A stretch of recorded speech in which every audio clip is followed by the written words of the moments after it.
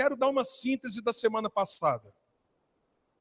Nós estamos num período em que a gente está tentando dar um up, um salto para cima em termos de família. E semana passada nós tivemos o primeiro sermão. E talvez você não esteve aqui, talvez durante a semana, com tanta coisa, isso se apagou da sua memória. Então eu quero dar uma síntese, porque hoje nós vamos prosseguir a partir do que ouvimos semana anterior. Na semana passada nós vimos concepções basicamente sobre família. A primeira é uma concepção religiosa.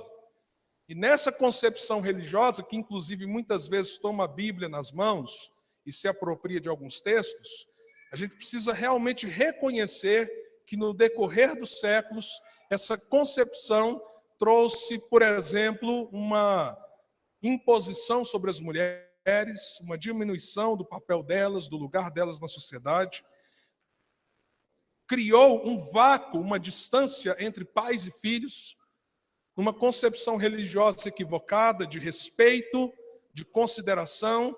Na verdade, os pais deixaram de ter afeto, de ter proximidade. Um pai chegar para um filho e dizer, a partir dessa concepção religiosa, olha, meu filho, eu errei, você me perdoe, seria uma coisa absurda. Muitas vezes nós vemos histórias de pessoas que, inclusive, relatam, olha, eu nunca tive sequer um abraço do meu pai, né? Ou então a minha mãe foi muito dura conosco. Alguns de nós aqui, por exemplo, já apanhamos por atacado. Você sabe o que é apanhar por atacado? Né? Assim, quem fez isso? Aí ninguém fala, né? Ninguém quer dedurar o outro. Vai falar, então todo mundo vai apanhar. Aí todo mundo apanha. Isso é apanhar por atacado, né? Então isso já aconteceu com alguns de nós e, evidentemente, vários filhos se sentiam injustiçados porque, às vezes, eles apanhavam muito por atacado sem ter feito nada de errado. E outros se sentiam privilegiados porque erravam e todos apanhavam por causa dele, né? Então nós tivemos, e ainda temos, em algum nível, uma cultura religiosa que o islamismo tem suas expressões, que o budismo tem suas expressões, e que no cristianismo se travestiu de um machismo perigoso. Só para vocês terem uma ideia, eu convivi em alguns campos missionários em que o marido tinha uma dispensa diferente do resto da família. Então, na dispensa da família, tinha um arroz quebrado, ruim, farinha, a criança e a mulher dificilmente comiam um pedaço de carne, e na dispensa do marido tinha tudo de bom. E a mulher era obrigada a fazer comida boa para o marido, comida ruim para os filhos. E o marido achava assim, que ele estava respaldado religiosamente, não é? Por essa visão. Então, isso é muito perigoso. Naturalista, que talvez seja a corrente mais presente na sociedade hoje e que mais ganha força. Ela anula a ideia de Deus, ela anula a ideia de que eu e você sejamos a imagem e semelhança do Altíssimo, ela tira a perspectiva de que nós, de alguma forma, somos diferentes dos demais animais, a não ser por uma vantagem evolutiva, e ela, então, nega que a família seja uma construção do coração de Deus. A família é resultado de uma questão sociológica, antropológica. Então, esse conceito pode mudar no decorrer do tempo, como a sociedade queira que mude. E dentro desse princípio, inclusive, se anulam gêneros, né? Apesar da criança nascer com pênis, a gente vai saber o que ele vai ser quando ele resolver ser alguma coisa. E apesar da mulher nascer com vagina, ela vai resolver ser homem ou mulher depois que ela tiver ciência de si mesma e tomar, diríamos assim, a decisão de que sexo ela tem dependendo do seu corpo. Tudo isso tem a ver com uma filosofia, com uma mentalidade que exclui Deus e exclui totalmente uma perspectiva do evangelho na vida das pessoas. E semana passada nós começamos a construir como a Bíblia responde a essas duas vertentes de pensamento, propondo um caminho totalmente alternativo. Se alguém gosta de ser contracultural, se alguém gosta de bater de frente com o status quo, se alguém é revolucionário, essa pessoa precisa ser bíblico. Porque nada mais revolucionário do que a Bíblia. Porque a Bíblia denuncia o religioso, e a Bíblia denuncia o naturalista. A Bíblia denuncia tanto uma filosofia quanto a outra, e diz que as duas procedem do mesmo lugar do pai da mentira. Então, que visão é essa bíblica que reconstrói a perspectiva da família, os seus valores, os seus princípios, a sua identidade, os seus papéis? E semana passada nós vimos que a família tem origem em Deus. Deus é aquele que projetou, que trouxe a origem, que executou o projeto chamado família. Família não é uma invenção humana. Família é algo que está no coração de Deus. Por isso a Bíblia, no texto que nós trabalhamos semana passada, diz que ele assume a paternidade. Deus não nega pôr o nome na sua identidade familiar. Ele diz assim, não, chame pelo meu nome, né, a família que você tem dado origem, porque eu tenho paternidade para essa família, Pai. E Deus Pai enviou o Espírito Santo para que aquelas famílias que estão alicerçadas em Jesus, que estão no projeto de redenção de Deus, tenham poder. Porque veja só, apesar de nós querermos acertar, nós erramos muito, não é verdade?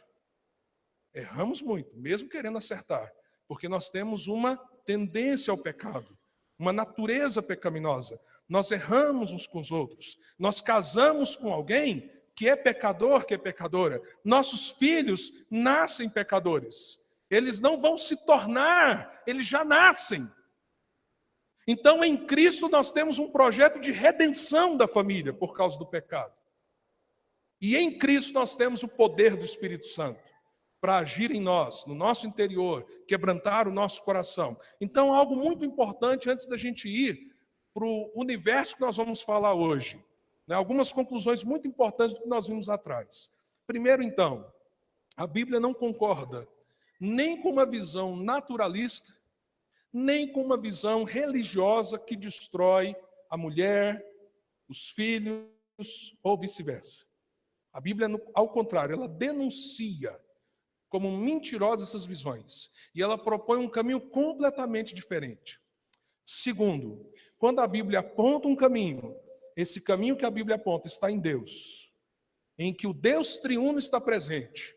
O Pai que dá paternidade à sua família. O Filho que é o alicerce da sua casa, se você assim o aceitar como Senhor e Salvador. E o Espírito Santo que é o poder renovador, que atua na sua casa, na vida dos filhos, das filhas, dos maridos, das esposas, renovando os seus corações em Deus, porque eles são pecadores. E eles precisam dessa ação de Deus contínua para sustentar a sua casa e o seu lar. Essa é uma visão básica, teologicamente falando.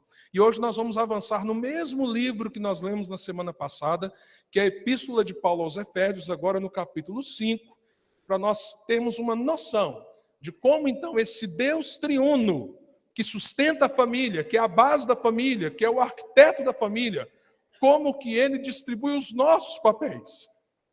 Nessa noite, não há como nenhum de nós sairmos daqui isentos. Eu não tenho nada a ver com essa palavra de hoje à noite. Não. De algum modo, essa palavra diz respeito a você em algum nível. Então, esteja atento. E eu quero pedir algo muito importante para você. O pastor Norberto Santandré contava que uma vez numa igreja, a igreja cheia de guerra, de problemas, ele pregou um mês sobre amor, né? E toda vez uma irmã na porta chegava e falava assim, pastor, que mensagem abençoada. Pena que fulana não estava aqui. Né? Então, às vezes a gente pensa tanto como a palavra é abençoada para os outros. E a palavra dessa noite é para você. Com certeza é para o outro também. Com certeza, se alguém da sua família a mais está aqui, glória a Deus por isso, mas deixe isso para o Espírito Santo. Há uma possibilidade de você bloquear o seu coração e de você olhar para aquilo que o outro não está sendo. E aí o problema aumenta. Você vai chegar em casa e falar assim, você ouviu o que o pastor falou hoje? Mas e a pergunta? E o que a palavra de Deus falou para você hoje? Então, foque nisso. E o pastor Norberto também disse que uma certa vez uma irmã chegou e falou assim, não é? Pastor, mas tem um mês que o senhor está falando de amor. Amor, amor, amor, amor. Você não acha que está bom, não, pastor? Ele perguntou assim: você acha que a igreja está amando o suficiente? Ah, de jeito nenhum, pastor. Então, mais um mês de amor. Então, tem gente que faz: eu já sei tudo isso que o pastor vai falar. Não precisava de nem ouvir essa palavra hoje. É bem provável, infeliz, que você já sabe tudo. Como os fariseus sabiam de muita coisa, mas não viviam. Então, cuidado aí. Não sai daqui como um fariseu. É melhor ser um publicano que bate no peito e diz: ser propício a mim, Senhor pecador, do que ser um fariseu que diz: Senhor, eu já sei disso tudo. Glória ao Senhor. Que o que o pastor Jean falou, tudo eu já sei. Infeliz. Sabe, mas está vivendo? Eu te digo que eu mesmo preciso repensar muita coisa aqui. E quero repensar. Todos nós temos o que pensar em torno de como podemos cumprir melhor os nossos papéis como família. E eu quero começar só com um versículo. Introduzir com um versículo a palavra, o aspecto específico dessa noite. Que é Efésios 5, 21. Depois que o apóstolo fala de uma maneira brilhante sobre a salvação, sobre o poder de Deus agindo em nós, sobre a obra do Espírito Santo, e ele chega agora para aplicar tudo isso a nós como membros de uma família. E aqui não é assim subjetivo, não. Ele vai começar a aplicar às esposas, aos maridos, aos pais e aos filhos. Mas antes dele aplicar, ele faz essa declaração. Vamos ver aí, verso 21, está aí no texto? Vamos lá? Vamos todo mundo ler? 1, 2, 3 e...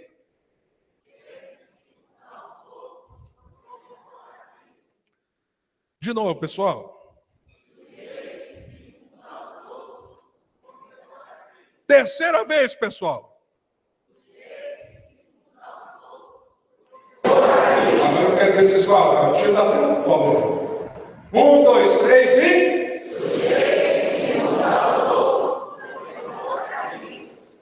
Então preste atenção antes da gente falar de papéis sobre família. A questão aqui é sujeição.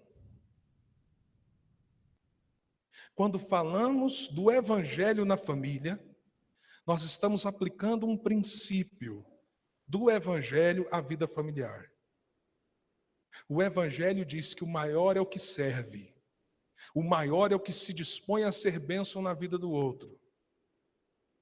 Antes de nós falarmos de qualquer papel dentro da família, nós precisamos nos perguntar se nós estamos querendo ser senhores, donos do outro ou servos do outro. A Bíblia diz a esposas, a maridos, a pais, a filhos, sujeitem-se uns aos outros. Em quê? Qual é a base da sujeição? O temor a Cristo. Se você não tem o temor de Cristo, que te leva a ter o coração de Cristo, e qual é o coração de Cristo? Humildade, mansidão, domínio de si mesmo, olhar o interesse do outro antes de olhar o seu próprio interesse. Se você não tem o temor de Cristo em você, dificilmente você vai viver a dinâmica do lar que Deus tem para você. Porque todos nós temos uma natureza orgulhosa, todos nós temos uma natureza dominadora, todos nós temos uma natureza manipuladora, todos nós criamos mecanismos, alguns conscientes, outros inconscientes, em que nós colocamos o nosso interesse acima do outro.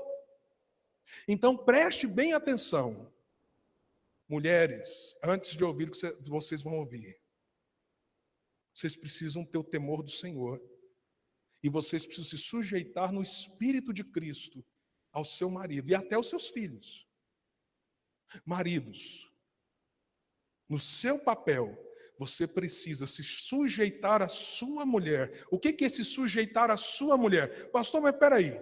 Eu sei que o senhor vai falar daqui a pouco de liderança masculina, e vou mesmo. Mas no reino de Deus, o que é ser um líder? Você acha que é a mesma coisa da sociedade? Ser um líder de um lar é se sujeitar em amor ao seu lar. Você vai entender isso daqui a pouco. E você, filho, filha? Você acha que é batendo de frente? Meu pai não entende nada, minha mãe não entende nada, eu vou fazer o que eu quero, eu vou tomar o caminho que eu quero, e que Deus vai estar com você nessa. Deus está dizendo para você, tenha o Espírito de Cristo. Eu já contei aqui um testemunho do pastor Jair. Pastor Jair foi candidato a padre, fez um seminário católico, se converteu à igreja evangélica, sentiu a vocação pastoral, já era um homem adulto. A família dele toda católica. O pastor Jair chegou no pai dele e falou assim: pai, Deus está me chamando para o ministério pastoral, mas eu só vou ser pastor se o senhor me abençoar. O pai dele era católico. Porque esse é o Espírito de Cristo, de sujeição uns aos outros. E como filho, ele precisava da bênção do pai. Ele não podia dizer assim: eu vou servir a Deus em oposição ao meu pai. Pastor, às vezes, em alguma situação, nós podemos ser obrigados, aí sim. Em que sentido? De que nós servimos a Deus acima de qualquer pessoa. Há situações que a autoridade maior é de Deus sobre as nossas vidas. Imagine, por exemplo, um filho num morro lá do Rio de Janeiro que o pai manda ele vender droga. E ele ama Jesus agora. Vai chegar um momento que ele vai ter que dizer: pai, eu não posso fazer isso mais. Porque eu amo o Senhor e amo a Deus, que é a autoridade maior sobre a minha vida. Mas fora situações extremas, que você tem muita clareza, o sujeitar-se uns aos outros é a base da relação familiar. Do pai para com os filhos, da mãe para com os filhos, dos filhos para com o pai e a mãe, do esposo para com a esposa e da esposa para com o seu marido. Agora a pergunta é: como que a gente se sujeita um ao outro? E aí a Bíblia responde. Vamos então caminhar? Vamos agora para o texto mais difícil. Isso aqui, de vez em quando eu vou ministrar, tem mulher que quer pegar no meu pescoço assim, ó.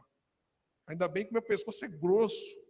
Isso é difícil para, assim, fechar aqui e pôr gravata. Por isso que eu nem gosto de terno, né? Mas eu seguro e falo assim: vamos lá, porque a palavra de Deus está certa.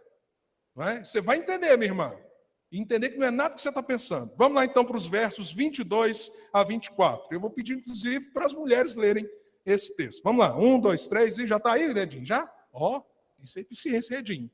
Agora eu senti firmeza, viu? Vamos lá então, mulheres. 22 a 24. 1, 2, 3 e... Mulheres, sujeitem-se a seus maridos como ao Senhor, pois marido é a cabeça da mulher, como também Cristo é a cabeça da igreja, que é o seu corpo, do qual ele é o Salvador.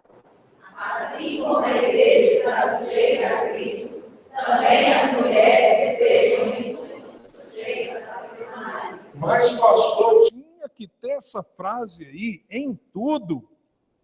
Que coisa! Do que se trata essa passagem da Escritura? Ela está falando do modo pelo qual você, mulher, se sujeita ao seu marido, porque o seu marido tem que se sujeitar a você também. Você se sujeita como?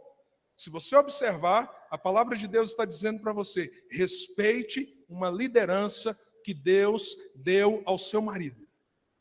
Sabe o que eu acho mais engraçado nos nossos tempos? Toda mulher sonha com um marido líder. Toda mulher sonha com um marido líder, até as feministas.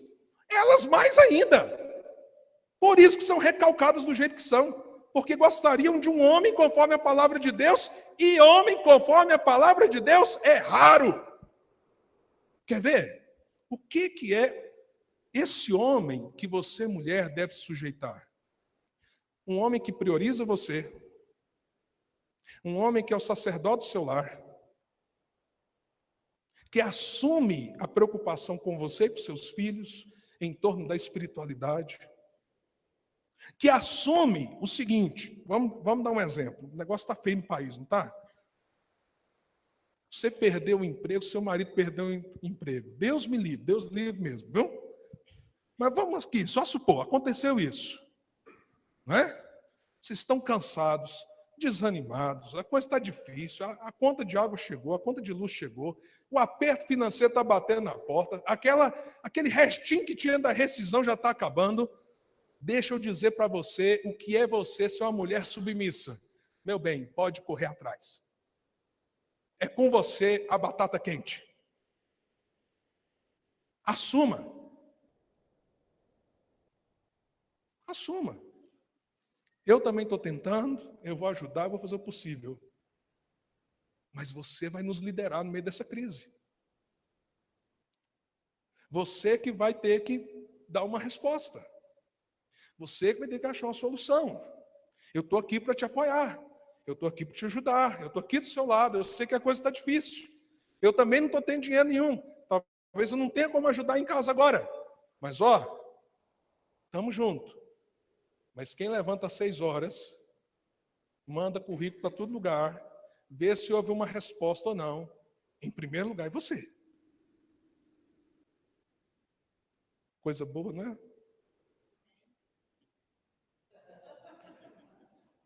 Coisa boa. Amém, né? Ou não, você está achando ruim? Não, eu quero assumir, eu que vou cuidar. Eu que vou cuidar do problema aqui de casa. Eu vou liderar, eu vou achar a resposta. Bom, quando você chegar nos 45 anos, a gente te recebe no gabinete pastoral, arrebentada. E dizendo provavelmente para o seu pastor assim, pastor, meu marido não assume. Meu marido não age, meu marido não lidera, meu marido não faz nada. O trem está pipocando, ele não está nem aí. Ele está lá, ele levanta 10 da manhã e está desempregado. Eu acho que a maioria das mulheres não teriam dificuldade de entender isso. E de dizer assim, não, isso é uma coisa boa. Mas espera aí. E quando ele achar um bom emprego e as coisas melhorarem, quem tem a responsabilidade de liderar?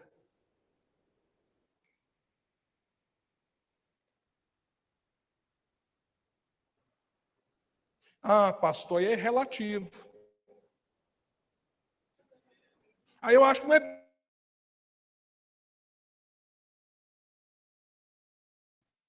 Eu costumo usar uma ilustração sobre o papel do marido, que a gente vai entrar um pouquinho mais nele daqui a pouco, dizendo o seguinte: se o Titanic estivesse afundando, tivesse um colete salva-vidas, aquela água gelada, lembra o Leonardo DiCaprio lá, morrendo na beira do barquinho? Lembra?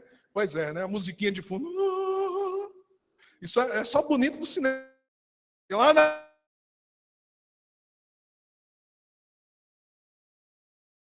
Eduardo e Flávia, no Titanic, foram fazer um passeio, né? O bichão começou a afundar. E agora, o que a gente faz? Agora, não sei se vocês viram, saiu um navio maior do que o Titanic. Né? O maior do mundo. Aí você está lá no cruzeiro, o bichão começa a afundar. Aquele coral tocando a música. Eles estragaram a música, porque a música é tão linda, mais perto que ela estava, mas agora a gente só lembra de morte.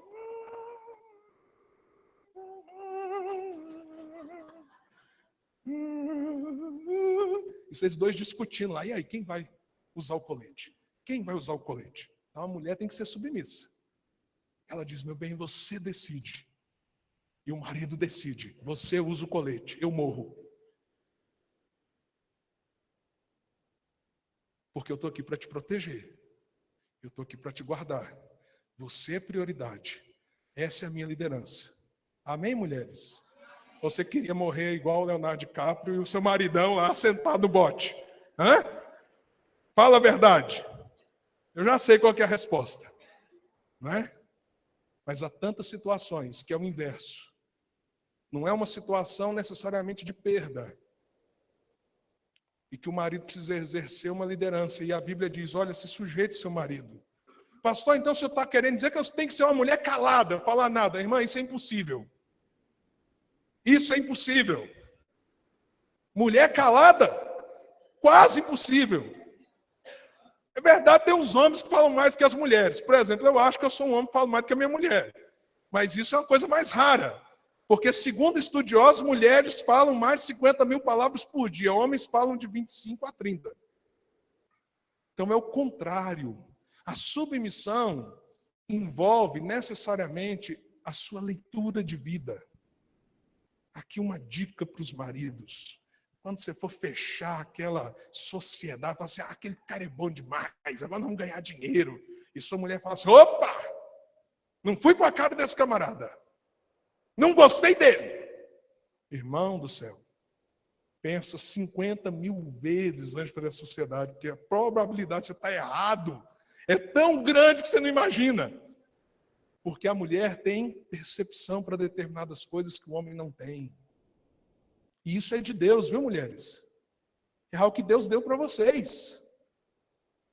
Você não está em paz, fala do seu marido, meu bem, pensa nessa decisão, meu bem, considera isso. Deus te deu essa habilidade, essa condição para você frear determinadas coisas e trazer o seu marido ao bom senso. Isso é parte da submissão. Então veja como que submissão na Bíblia é uma coisa muito diferente do que a sociedade tem dito.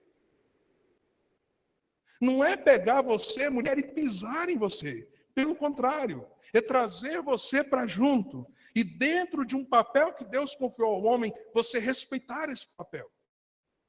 Agora, às vezes, você tem um espírito tão grande de liderança, você atropela o seu marido. Há mulheres que têm uma liderança muito forte. Funciona bem no trabalho, funciona bem na empresa, funciona bem no mercado, funciona bem num monte de lugar, mas dentro do lar, o que acontece? O maridão fica ali anulado. Anulado. E aí, nesse aspecto, mulheres de uma forte liderança precisam considerar que o papel delas é dar ao marido o seu lugar, trazê-lo, puxá-lo. E se o maridão está gostando de ficar na rede, ele está lá tranquilo, né? Você está assumindo tudo, desperta o homem e fala, você é o líder desse lar. Você precisa tomar as rédeas de algumas coisas. Eu não vou assumir o seu lugar, o seu papel. Isso é de Deus para você. Mas vamos para outra parte do texto, os próximos versículos, que falam dos maridos. E aí as mulheres, inclusive, vão entender melhor como que Deus é sábio quando ele propõe essa estrutura para a família. Vamos um pouquinho mais para frente. Olha aí, a partir do verso 25. Nós vamos ler do verso 25 ao verso número 28. Agora os maridos que vão ler, tá bom? Vamos lá então? 1, 2, 3 e... Maridos, amem suas mulheres, assim como Cristo amou a igreja e entregou-se a si mesmo por ela, para santificá-la e glorificá-la e guardá-la mediante a palavra, e apresentar a si mesmo como igreja gloriosa, santa e pura, por coisa semelhante, mas santa e culpada. Mas o versículo 28. Da mesma forma, os maridos devem tratar as suas mulheres como a seus próprios corpos. Quem ama a sua mulher, ama a si mesmo. Olha que coisa tremenda.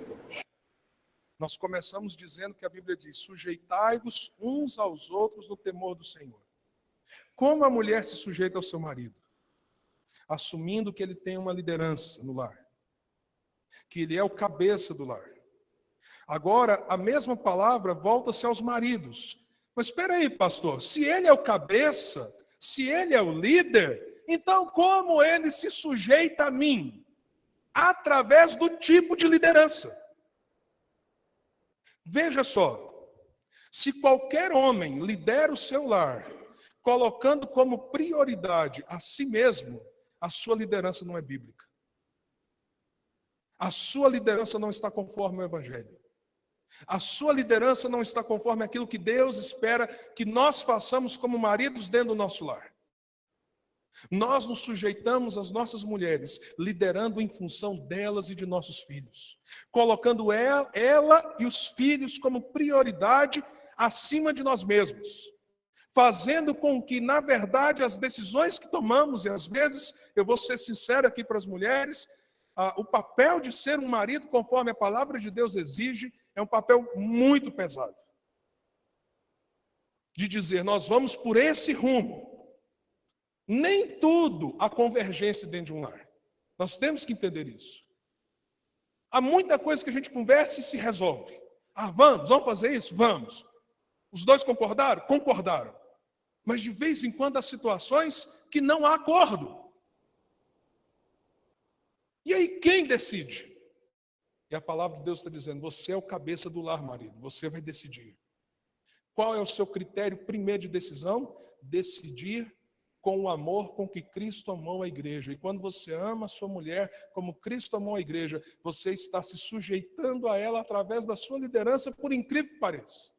Porque você está pondo o seu amor como elemento central da sua decisão, para preservá-la. E aí, às vezes, nós temos que tomar decisões. Nós temos que nos posicionar, priorizando a nossa mulher, priorizando os nossos filhos, priorizando o nosso lar e protegendo a nossa família. Esse é papel nosso. Nesse sentido, nós somos cabeça. Nós somos líderes do lar. Vou dar um exemplo aqui. Há um grande equívoco na maioria dos lares, em que é jogada sobre a mulher a responsabilidade sacerdotal do lar, ou seja, a mulher que cuida da vida espiritual dos filhos. Quantos lares funcionam assim?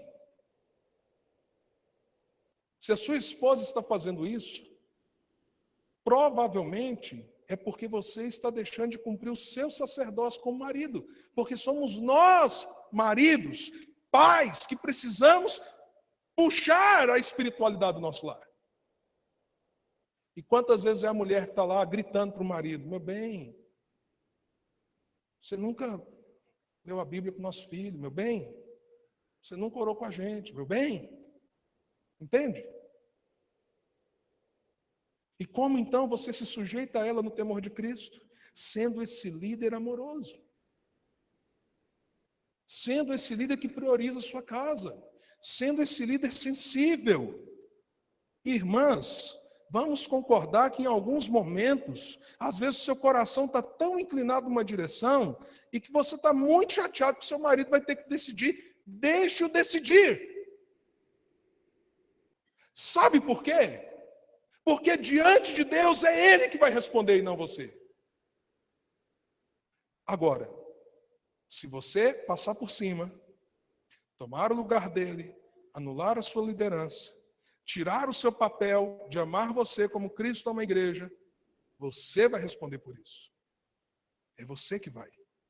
Por isso é o temor de Cristo que governa a relação dentro de casa. É o temor de Cristo que estabelece o modo com que nós nos sujeitamos uns aos outros, e não nós mesmos. Então veja, à luz da palavra, nós devemos nos sujeitar uns aos outros no temor de Cristo. As mulheres se sujeitam como? Se submetendo a uma liderança espiritual de seus maridos, respeitando essa liderança, inclusive diante dos filhos, que é algo extremamente importante. É extremamente pernicioso a mulher que tira a autoridade do marido diante dos filhos. Você vai para o quarto e quebra o pau com ele.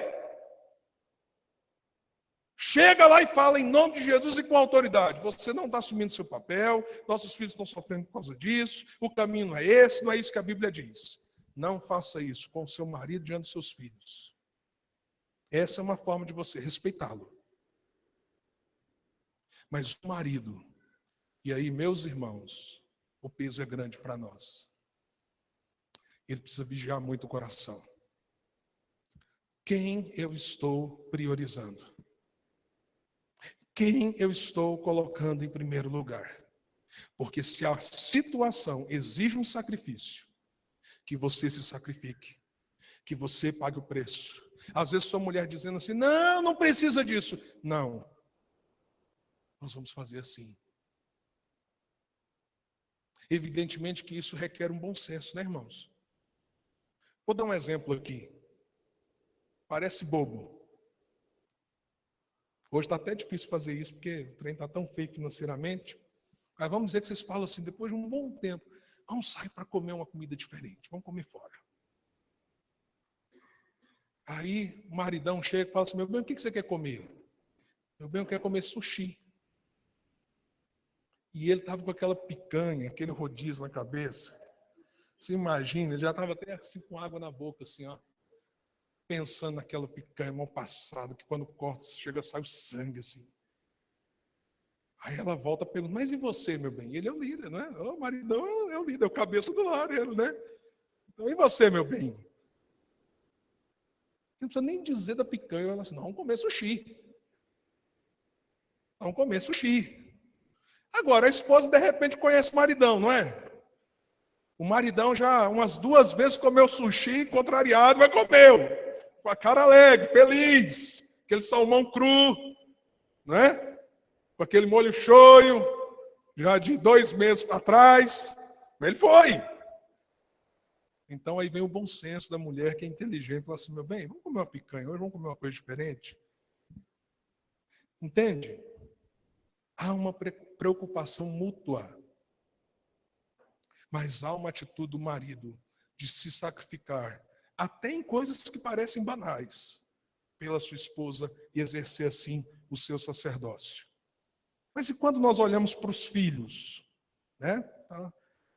A filharada só observando, né? Nossa! Ei, meu pai! Hoje meu pai ouviu uma. Minha mãe!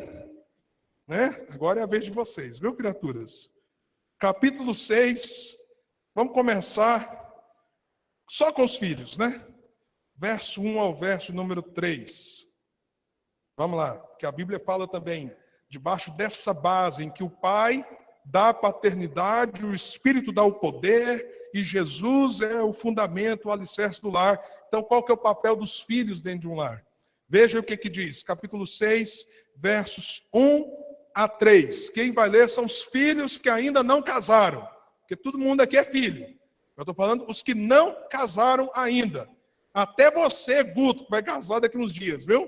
Até você vai ler também, ainda está na hora, tá bom? Vamos lá. Efésios 6, de 1 a 3. Vamos lá, os filhos. 1, 2, 3 e... Filhos, obedeçam a seus pais, Senhor, porque disseram-nos. Honra teu pai e tua mãe. Este é o primeiro mandamento com promessa. Para que todos te louvarem e tenham honra por suas terras. Olha que coisa maravilhosa. Veja o que a Bíblia está dizendo dos filhos. Qual o seu papel em relação aos seus pais? Honrá-los com a obediência. O papel do filho da filha é honrar os pais com obediência. E você viu pelo texto que aqui inclui pai e mãe. E essa obediência tem uma característica. Essa obediência é no Senhor. No Senhor. O que isso significa? Que todo filho obedece ao seu pai e à sua mãe, desde que aquilo que o pai e a mãe exigem é coerente com a autoridade maior de Deus em suas vidas. Aquilo que contraria o princípio de Deus, Deus é a autoridade maior, inclusive que seus pais. Isso aqui, por exemplo, é uma boa palavra para os filhos que estão num lar onde tem, às vezes, um pai cristão e um pai não cristão, ou mãe não cristã, vice-versa. Como é que eu faço? A questão não é se o seu pai, sua mãe são cristãos ou não são cristãos. A questão é que você deve obedecê-los e honrá-los. Ponto. Inclusive se eles são pais difíceis de conviver. Mas essa obediência, ela tem um princípio. Ela é no Senhor. Então você obedece primeiro por causa de Deus, então não depende do seu pai e da sua mãe. Mas meu pai não cuida de mim, meu pai nunca me respeitou, meu pai... Não importa, é no Senhor. E Deus vai honrar você se você fizer isso. Ou o inverso. Meu pai ou minha mãe exigem de mim algo que me levará a pecar contra Deus. Então você precisa se posicionar e dizer: pai, eu amo o Senhor, mãe, eu amo a senhora, mas isso eu não posso fazer, porque a palavra de Deus ensina diferente. Você entende isso? Qual é a promessa? Qual é a promessa? Porque aí a palavra de Deus evoca a promessa lá do Velho Testamento, dizendo: a promessa está mantida. A promessa é: você irá prosperar. Você terá frutos da sua obediência. Deus irá abençoar a sua trajetória. Abrirá portas para você por causa da sua obediência aos seus pais. do seu coração em honrá-los. Às vezes, aquilo que você queria num determinado momento, e que parece que os seus pais fecharam as portas, Deus fará isso de um modo muito mais poderoso do que você imagina, no tempo dele, e de uma maneira muito mais gloriosa. Mas a pergunta vem, pastor, por que o senhor pediu para a gente ler o texto só os filhos solteiros? Porque a Escritura diz que quando um homem se une a uma mulher, o que ele faz? Ele se torna uma só carne, o que ele faz? Deixa pai e mãe. O sentido mais profundo do deixar pai e mãe é que agora vocês são um novo núcleo familiar. As decisões estão dentro da sua casa. E olha aqui algumas coisas que alguns filhos invertem os papéis e isso quebra por total a harmonia dentro do lar. De repente, a mulher começa a se aconselhar com a mãe. A mãe que manda na casa.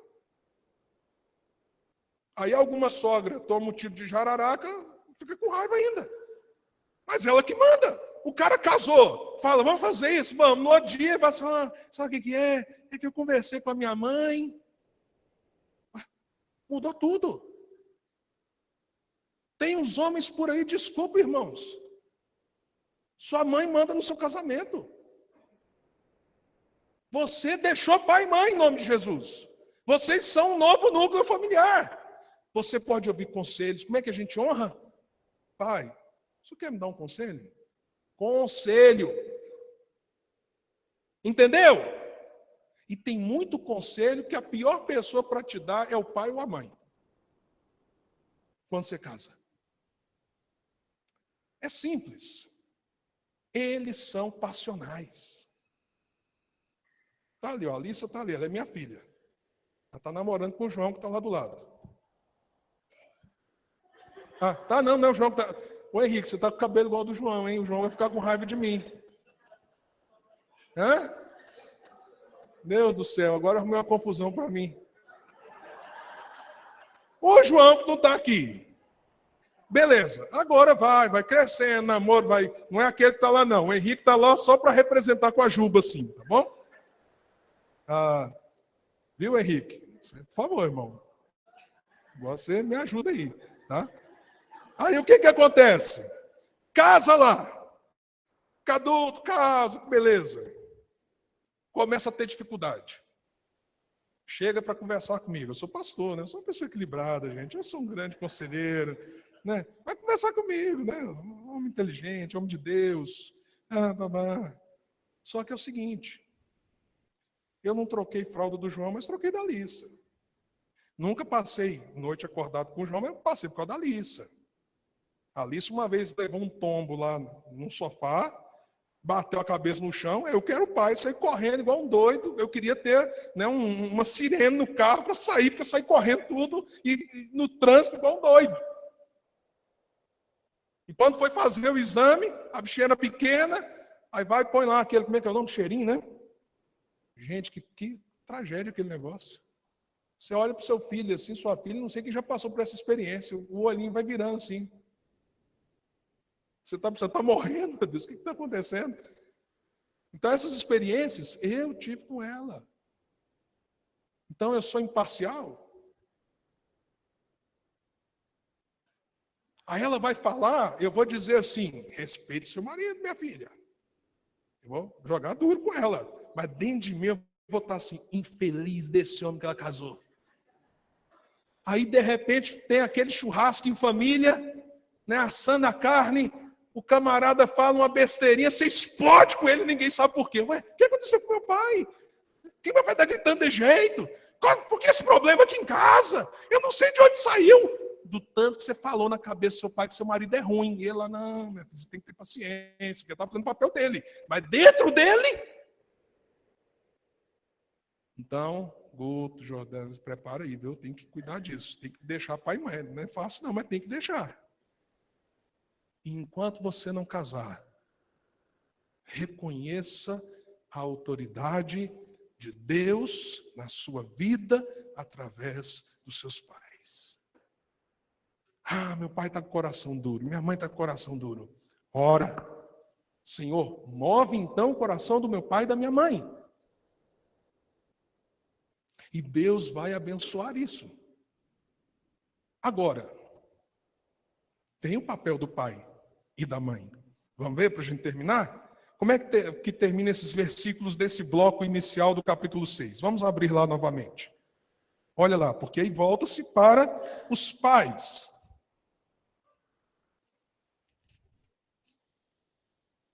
Versículo 4.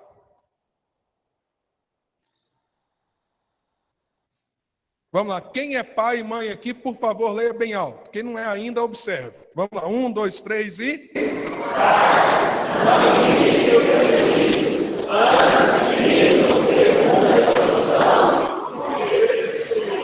Amém. Pais, não irritem seus filhos.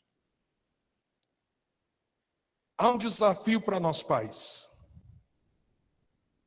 Entendermos a cabeça dos nossos filhos numa geração que muda tão rápido.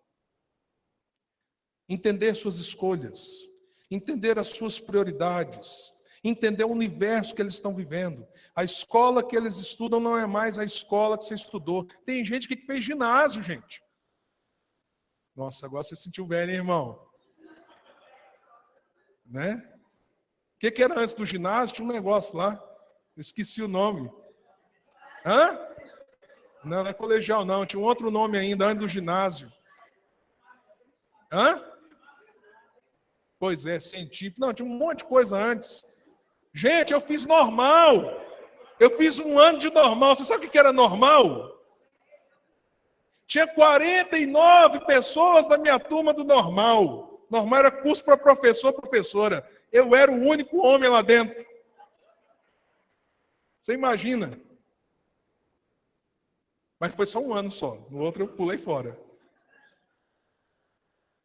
A sociedade mudou, o mundo mudou, a cabeça mudou. Você está com dificuldade de ligar o tablet. Seu filho de 3 anos já joga nele. Olha que coisa. Você chega no filhinho lá, Gugu, Dadá, como é que liga isso aqui? Ensina para o papai, filhinho.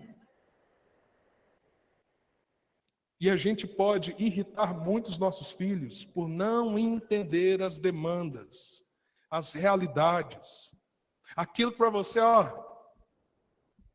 Aí você chega e fala assim, isso aí nunca existiu no meu tempo, quero nem saber. Mas existe no tempo deles. São problemas que hoje eles enfrentam. Como lidar com isso?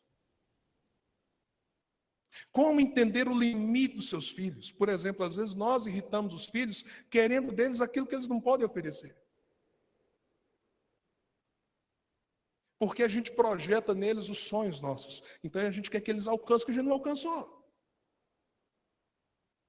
Então nós, pais, precisamos ter muito cuidado. E aí, qual é a referência? Gente, olha que coisa tremenda. Eu queria que você saísse daqui, não desencorajado, mas muito encorajado pela palavra de Deus. Se você sai daquela porta para fora, você não tem referência de gênero, você não tem referência de papéis, você não tem socorro, você está sozinho. Se você não tiver o temor do Senhor. Se você não der lugar para Deus na sua família. Você está sozinho. Você sabe o que é encarar esse mundo e cuidar da sua família sozinho.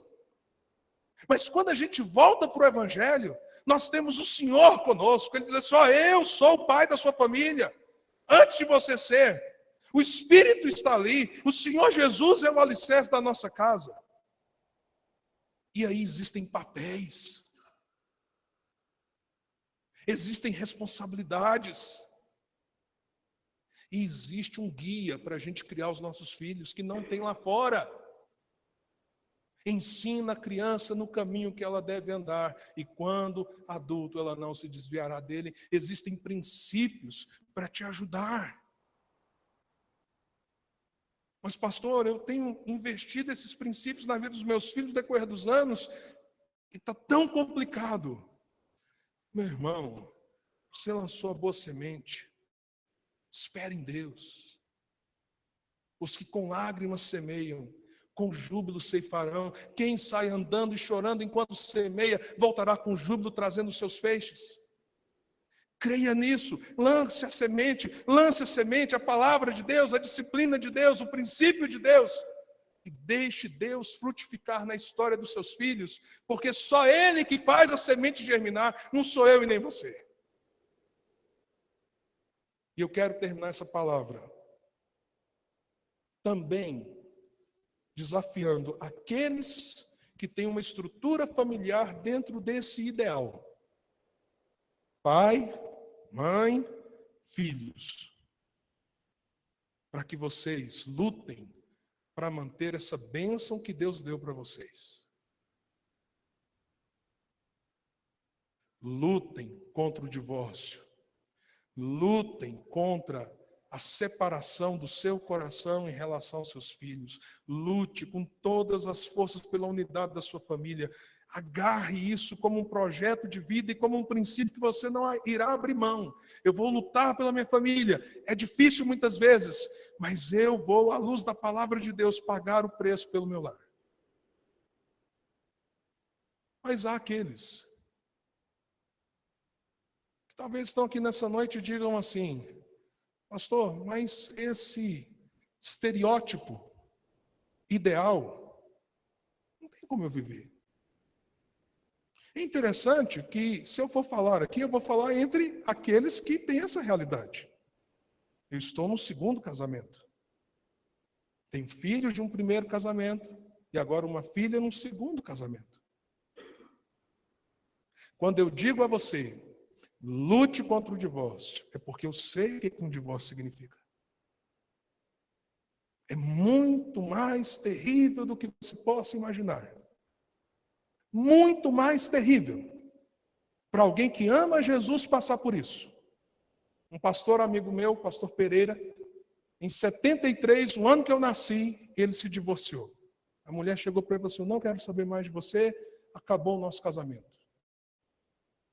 E na época do meu divórcio, ele disse assim: meu irmão, eu aprendi demais com tudo isso, mas eu não desejo isso para o pior inimigo. Então lute. Mas se aconteceu, olhe para isso que a Bíblia está dizendo como uma montanha. O ideal é o topo da montanha. E o que você vai fazer? Você vai perseguir o ideal. É o que os casais, as famílias que nunca passaram por uma separação precisam fazer. É aquilo que todo cristão precisa fazer, mesmo tendo uma história de ruptura. O ideal continua ali. Então, o que eu vou fazer? Eu vou correr atrás. Eu vou fazer o meu melhor. Há alguns que terão que ser pai e mãe. E há algumas que terão que ser mãe e pai.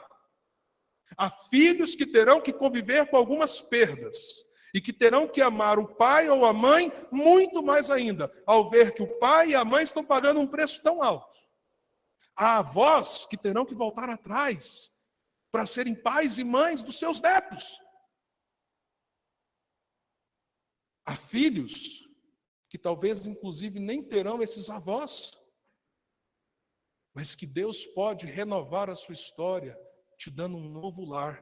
E aquilo que você não pode viver como filho, agora você vai viver como pai ou como mãe. O Evangelho não nos exclui. O Evangelho não tira você desse ideal, mesmo que a vida pareça ter te levado para um campo tão distante. Esses dias ouvi uma história aqui bem perto da igreja. Um senhor, no Dia das Mães, que eu já conhecia, senhor de idade, que me contou que as filhas já adultas estavam assim, sofridas e resistentes, porque a mãe delas, já velha, que as havia abandonado quando criança, estava querendo, desejando a presença das filhas. E as filhas diziam: o que eu vou fazer com a minha mãe? Ela nunca nos deu carinho, ela nunca cuidou da gente, pai. Foi o Senhor que cuidou da gente, foi o Senhor que nos guardou, foi o Senhor que não deixou a gente quando o Senhor era mais novo. E eu estava ouvindo ele dizendo e pensando, como o Evangelho é maravilhoso. Porque o Evangelho teria o poder ainda de resgatar o coração dessa mãe para as suas filhas e dessas filhas para a sua mãe. E o que isso iria fazer? Iria capacitar aquelas mulheres hoje adultas a serem mães muito mais próximas do coração de Deus. E eu tentei deixar uma palavra para ele, que aquilo que ele fez lá atrás, ele deveria fazer agora. Honre a sua mãe. Termino essa palavra dizendo para você, o mundo não ensina como criar uma família.